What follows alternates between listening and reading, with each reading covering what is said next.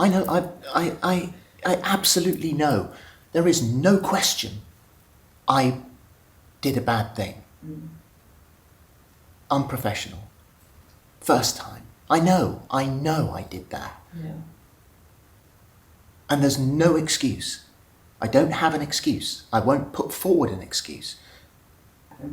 I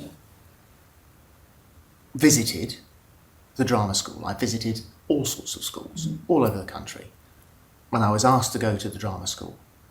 And that was that.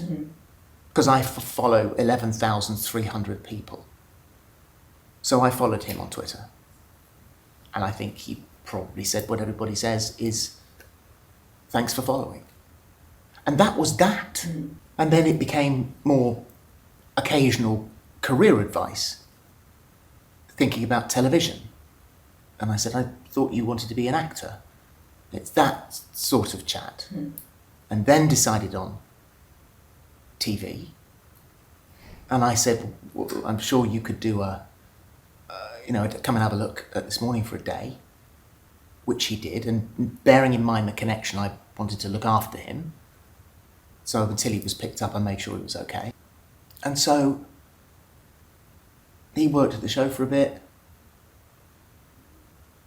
We became mates. And then one day,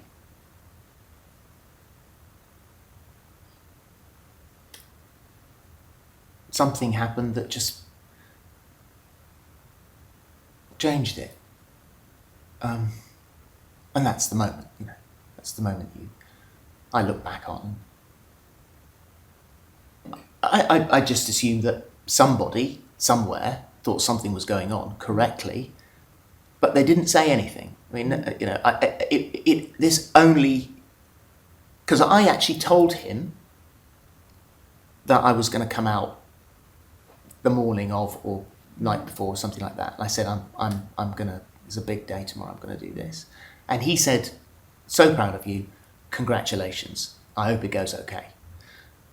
He was never gonna out me. No one was gonna out me. Yeah. There have been accusations that you groomed him. I'm just gonna let you answer the question. I did not. I did not. Yeah. I mean, there are accusations of all sorts of things. Yeah. And you are still friends? Yeah, oh yeah. I mean, this is obviously, this entire show I haven't spoken to it. So yeah, this is that. There's the difference. Yeah. It is accepted by Leonardo DiCaprio. It is not accepted if it's in the gay world. Although we both know that it happens in every world. That people are attracted to or have relationships with, wise or otherwise, with people of different ages. And yes, I see how it looks from the outside world. I see what it looks like. Yeah. There is categorically no toxicity in there, and the only people who create that are the people who have their own toxicity. And if you, I'm assuming, if you are that sort of a person, then it follows you round, perhaps. But Ranj, I saw him a few months ago, and he was lovely, really lovely. And I don't know why he would do that. I don't know what is the reason to stab something that's been really good to you. And maybe he wasn't asked back on again. I don't know. I don't book the guests. I have we neither of us have any say in who comes on or what. You can go in with a good idea and say, I've just been watching this series. Can we see if we can get that person because we love it? Yeah, we'll see if we can book them. That's the sum total of that. Who's the person who's given the biggest apology to you? Who was the person who was hardest for you to tell? Steph. And how did you do that? She got off a plane and I phoned her up and I texted her and said, I need to talk to you, I've got something to tell you. And she called me back and I told her, and she was very, very angry. Had she must have heard it or read the rumours, someone would have told her. So did she ask you or confront you at the time? Yep. I lied to her as well. What did you say? What did she say? I just said it's untrue. And she believed you? Yeah, we should have no reason to. I hadn't lied to her about anything else. And did your daughters, that must have been a very hard conversation. They were unbelievable. They are incredible. They are, without question, our greatest asset. Yeah. The last time we had a conversation was when I texted Holly and said, don't reply. This is after the statement last week. Don't reply. You're probably not allowed to. But I am deeply, deeply sorry that I lied to you. And I am. It was the one secret in our sanctuary that was never mentioned. She has been affected by this. She's been massively affected by it. And I can only apologise. I let her down. I let everybody down. I let that entire show down. I let the viewers down. I let everybody, I let my family down. I let my friends down. I let myself down. I let him down. I let everybody down. And it is something that is crushing me. And to that unbelievable, non-toxic, wonderful, talented, kind team, I am bereft. I completely understood. I understood why ITV had to take the position they did, of course. I understand why my management agency had to take the position. I'd lied to them, so they'd lied to ITV. So, of course, I understand that. And you watch all of these sheds, you shed your life, you watch all these layers of you slide away and slide away and slide away. The things that were dear to you. But I deserve it. It's my fault. I deserve it. I don't throw people under the bus. But I have a very good instinct for these things. I threw you under the bus with you.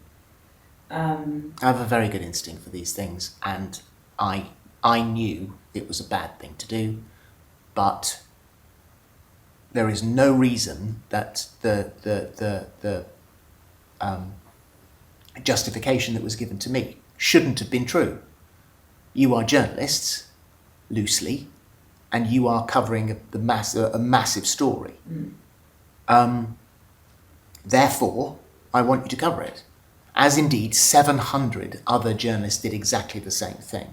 There was no jumping of a queue, and I knew my face. My face is. Oh, we shouldn't be here. I don't feel right.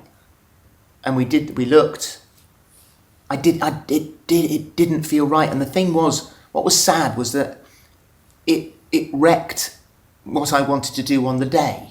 I wanted to go and stand at the end of my road and watch her go past as she went out to Windsor. But of course, then you can't be anywhere near it. So it was assumed and hoped that we would be treated in the same way as the 700 journalists who walked through that separate door and didn't file past the coffin and walked down the side of the room and stood and watched the people so you could say what the faces were like, what the atmosphere was like. We did that, and then we left. Within seconds, there was the photo of the two of us. Why us? We were texting each other backwards and forwards, and I said to Holly, I knew I should have gone with my gut, and she said, I know. Yeah. Is that why she did the on-air apology and you looked fairly seething? No, there was nothing to be read into that. Right. Nothing to be read into that. You either get a link or you don't get a link, or you get something else. Did you apologise on air, or were you frustrated? We were struggling with the fact that we didn't have anything to apologise for. We hadn't done anything wrong. And I think we said in the VT, we would never jump a queue. Yeah. I think that was in the VT. But no, I mean, I wasn't on air. We were shell-shocked, the both of us, completely shell-shocked by the reaction. What are the two things you don't screw up? The Queen and a queue. My biggest regret is getting into a relationship at work. To whom do you owe your biggest apology? Everybody. To every single person, I am deeply sorry. And I apologise to him because I should have known better. I should have acted the way I've always acted. I should not have done that. And it has brought the greatest misery onto his totally innocent life, his totally innocent family, his totally innocent friends. It has brought the greatest grief to them. And so I think probably my greatest apology goes there.